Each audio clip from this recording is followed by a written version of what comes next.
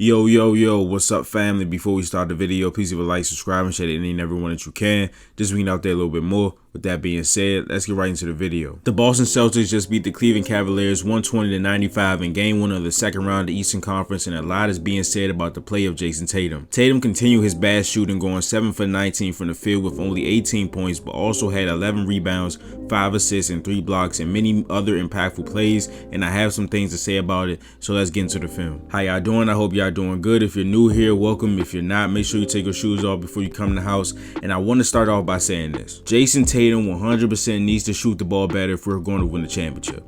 Do I want him to score 35 points on efficient shooting? Yes. And 7 for 19 is bad. Him shooting 40% so far in this playoffs is bad. And I'm going to give some fuel to the Tatum haters here as I get my soundboard ready. His shooting has been ass.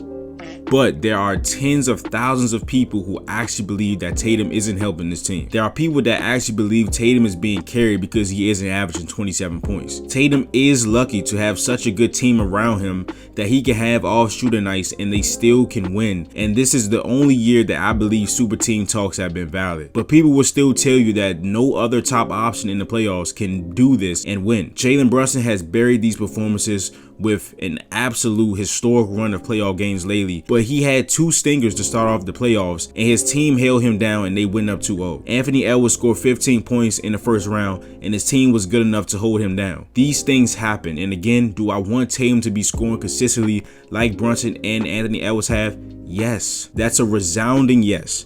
But the notion that he is having a shit playoffs or hasn't been effective is absolutely ridiculous. Alright, so here in the first play, Jayson Tatum's defensive versatility was on full display in this game. He guarded Darius Garland, he guarded Donovan Mitchell, he guarded Evan Mobley, he guarded Karis LeVert, and he can guard 1 through 5 against most opponents, especially in this playoff. So here, the Cavs think they have a mismatch with Evan Mobley on Derek White. He drop steps, pump fakes. Tatum comes over to help with the block on the backside, and this is what I'm talking about with Tatum being effective on offense without even touching the ball. Here, he cuts drawing 2 defenders, leaving Jaylen Brown open, and I showed this to somebody, and they told me that, oh, it doesn't matter that it was Tatum that cut. If anybody cuts down the middle of an open lane, Donovan's going to pick up. That's true, but this is where it's different at, right? So here you're going to see Donovan tag Tatum, right? But as you see, Evan Mobley is trailing this, right? He's going to stay on Tatum and tell Donovan to get out to the perimeter because he doesn't want Donovan Mitchell to be checking Jayson Tatum. If this was Jrue Holiday cutting, do you think Evan Mobley would feel the need to stay with Jrue Holiday, right? If this was Jrue, Donovan would pick up and he would just go out to the perimeter. But because this is Jayson Tatum, he doesn't want his guard switched onto him. Donovan Mitchell has to be told to go out late. There's a late closeout. Brown drives and draws a foul. And Tatum's passing has been really good in this playoffs, and he's been protecting the ball much better than he has in previous playoff runs, especially the 2022 finals run when he set the all-time record for most turnovers in a single playoff run. The stat itself is misleading because of games, but Tatum had a lot of bad turnovers in that run, and it was happening consistently. But this time, in this playoffs, he's averaging about 5.5 assists with only 1.5 turnovers, and here you see the action kinda, it's a wacky camera angle, but Jrue Holiday looks like he's going to set the screen for Jaylen Brown, but then he just slips it, and Tatum with a great pass to Jrue Holiday, he just misses the layup. And Tatum's screening was also really effective in this game. Again, it's another situation where a bigger Cavs defender does not want their guard switch on to Tatum, so Tatum sets this screen, and in a lot of cases this is a perfect switch because Tatum locks up Darius Garland, and this is supposed to be a switch, but Strus tries to get back on Tatum at any cost, which causes Darius Garland to be behind White, and he finishes. Alright, so here we got more playmaking by Jayson Tatum. Here the Celtics are going to go to their ram action. Again, ram action is when the screen is set for somebody to go set a ball screen. So here you're going to see Derek White set the screen on Evan Mobley. Luke's going to go set the ball screen, and the Cavs switch it, which means the center is on Jayson Tatum. We have a small on Luke Kornet. Luke Kornet 7'2". He played physical and big in this game, and Tatum sees that the small guy is on Luke Kornet. He just throws it up, and they get a foul. All right, so we got Tatum in the post against Karis LeVert. He's going deeper into the paint, and Marcus Morris feels the need to help Karis LeVert on the Tatum post up.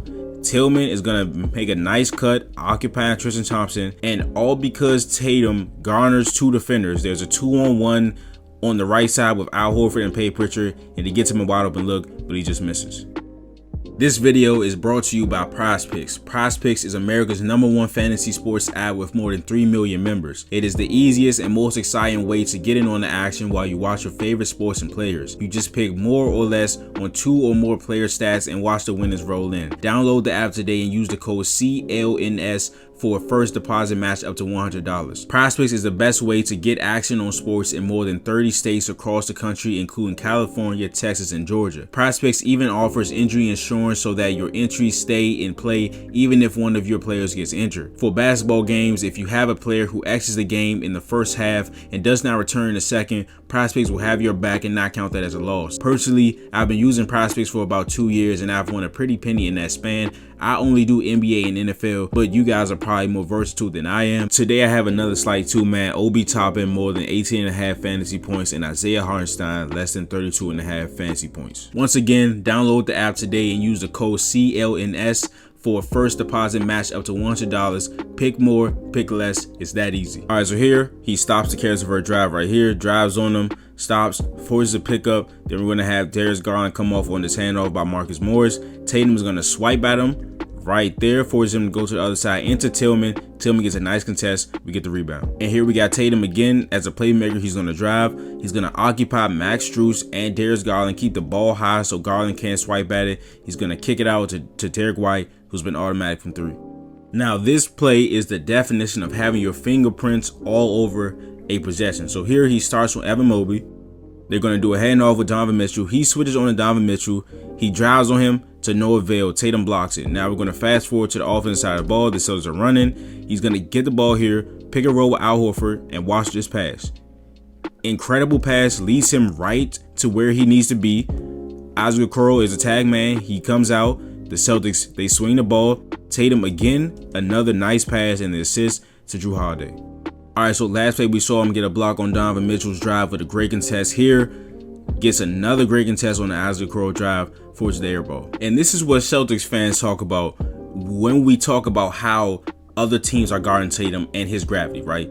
So he catches the ball in the middle of the zone and just watch how the defense flocks to him. He catches it. Karras jumps to the pass, which he's supposed to do. Donovan is already on him. And watch. Garland leaves Drew Holiday. Evan Mobley leaves the paint, takes a big ass step towards Tatum. As he catches it, Drew Holiday, a 44% three-point shooter, is wide open. Derek White, who's been automatic in the playoffs, is wide open. Peyton Pritchard, an above-average three-point shooter, is wide open. Luke Cornett, who has been killing them on the offensive glass and at the rim in this game, is wide open under the rim. And this is all because Jayson Tatum has the ball in his hands. In the playoffs, he leads our team in rebounds, assists, and blocks. Opponents are shooting 41% against him in these playoffs, and he's a plus 96, which is first in the NBA. So I'm not just defending his shooting because I'm a Celtics fan. Of course I want Tatum to shoot good, score 40 points on 56% shooting. Of course I want that shit to happen. I've seen him do it. I know he can do it. And I want the agenda around him is for him to be that guy. I want that to be the agenda, I promise you. But I'm showing you video evidence of what he does even when he's not scoring. And he fires the ball to Pritchard in the corner and he gets open 3. But that is the video. If you enjoyed it, please leave a like, subscribe, and share to any and everyone that you can. Just read out there a little bit more. And I will see you guys in the next video. But this is Nick. Peace.